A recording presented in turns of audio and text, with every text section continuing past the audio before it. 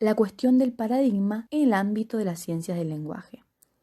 Adoptando la posición del Dr. Folari, concebiremos que las ciencias sociales son aparadigmáticas. La ausencia de paradigma también se observa en lo que llamamos ciencias del lenguaje, de manera que el ámbito de la ciencia del lenguaje solo pueden hablarse de programas de investigación diversos que se refutan entre sí. Mantiene esta unidad de punto de vista, se dice que el programa es generativo. Los científicos que llevan adelante la investigación suelen estar circunscriptos a una institución. Desde esta perspectiva sociológica, el programa se llama escuela. La lingüística ha querido convertirse en ciencia. Para lograrlo, ha imitado un modelo de ciencias ya constituidas. Simone postula que la lingüística ha hecho un esfuerzo inmenso para construir su objeto de estudio. Es difícil determinarlo ya que tiene una existencia psicológica y social. Con la llegada de Saussure se sientan las bases teóricas de la lingüística científica. Postula que la lengua es un sistema de signos con valores puros. La concepción de la lengua como representación del mundo de significación. Entre otros aportes, postula la oposición entre lengua y habla y la noción de que el punto de vista es el que constituye al objeto. Gracias a los aportes, todo comienza a analizarse desde una perspectiva semiótica, provocando que la lingüística pase a ser una ciencia piloto del resto de las ciencias sociales. De esta manera surge lo que en la actualidad llamamos semiótica, estudio de los signos. Para Saussure, la lengua tiene doble existencia. Por un lado está en la mente de los hablantes y por otro es producto de una convención social. De este modo se sientan las bases del surgimiento de las dos vertientes. Funcionalismo, función principal comunicar, y formalismo, la lengua es instrumento del pensamiento.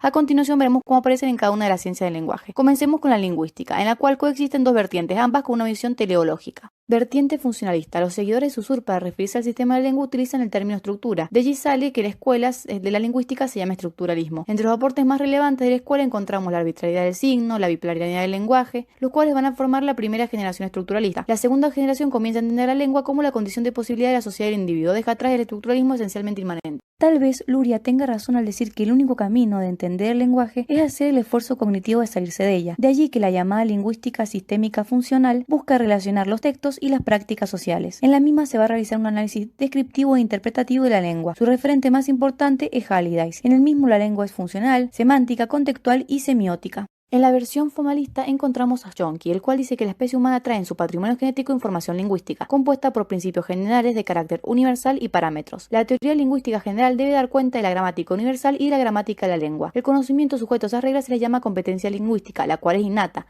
A la noción de competencia opone la idea de actuación, asimilable a la noción de Saussure. Chomsky, al formalizar su teoría, logra que algunos conocimientos lingüísticos se discutan en términos matemáticos. Toda gramática que se proponga formalizar la competencia lingüística se llama gramática generativa. Su objeto central es la capacidad que tenemos de comprender y producir enunciados antes nunca oídos. Se denomina creatividad. Chomsky va a considerar la lingüística como una rama de la psicología cognitiva. Los mismos consideran la competencia lingüística como un conjunto finito de recursos que permite generar un número indefinido de oraciones. Entonces los generativos entienden la lengua como un ente dinámico, a diferencia del estructuralismo. Tanto Chomsky como Saussure construyeron ficciones metodológicas de los objetos. Tienen por lo tanto una perspectiva de estudio idealista. La lingüística manejaba solo una realidad de laboratorio inmanente. Nos remontaremos a 1920 para presentar una visión funcionalista pero no inmanente. Su figura es Mikhail Bakhtin. Los aportes. El valor del signo está dotado por los usos que la sociedad les da, por lo tanto el signo es ideológico. Se produce una lucha por imponer el valor que el grupo le da a un signo. Hay una distinción entre significado y sentido. El valor de signos no deviene del sistema, sino de las funciones que cumplen en el seno social. Lo social no es dado, sino que se construye en el seno de la comunidad. Las comunidades organizadas se convierten en medios semióticos, en los que todo recobra sentido y comunican la experiencia en los discursos. Bakhtin habla de discursos no discursos. Los considera como enunciados de carácter dialógico y polifónico, resultado de un acto bilateral. Tienen carácter no inmanente, suponen dotar a los textos de monologismo que los desnaturaliza. Para su visión la lengua es semiótica y se toma como objeto en lo que es observado el devenir del grupo social que la utiliza. Bakhtin asume el habla abandonada por Saussure, por ello el nombre de la perspectiva. Kristeva, discípula de Bakhtin, perteneciente a la escuela de Tarú, postula la noción de intertextualidad, lo que promueve el advenimiento del postestructuralismo. Entonces Bakhtin ha provocado ruptura en la tradición científica imperante. A continuación veremos la ciencia que tiene un amplio crecimiento en el marco postestructuralista. También existen ambas vertientes en el campo de la pragmática. Vertiente formalista, encontramos los aportes de Spielberg y Wilson, los cuales postulan que todo intercambio verbal se hace tratando de conseguir el máximo beneficio al más bajo costo, y que para ello los hablantes solo dicen aquello que consideran más relevante. Se la denomina modelo de relevancia. Luego tenemos la vertiente funcionalista, la cual serán tres líneas teóricas. Primero se observa la lengua como una acción que se despliega en la comunicación. Primera, teoría de los actos del habla de Austin y Searle. Hablar es un acto intencional y hay cosas que los hombres hacen solo mediante palabras. Hay una participación activa del hablante y oyente. Otra teoría es de Grace. Comunicación se establece gracias a la cooperación. Y la tercera línea es de Habermas. Teoría de la acción comunicativa. Intenta dar cuenta de los principios que rigen el entendimiento entre los hablantes y el acto comunicativo. Sociolingüística. Se inscribe por completo en la vertiente funcionalista. En su inicio era una ciencia empírica, luego apareció Chomsky diciendo que no es la actuación lo que hay que investigar, sino la competencia. El factor ideológico no se encuentra ausente. En los años 80 se comienzan a hacer estudios interaccionales con el fin de saber cómo es el habla en contexto. En ese marco se ha llevado a cabo el estudio de la cortesía verbal. Siglo XX se desarrolla la sociolingüística. Surge en 1951. Se propone dar cuenta de los sucesos cognitivos involucrados en la comprensión y producción de los mensajes lingüísticos. Puedo no tener presente los factores contextuales.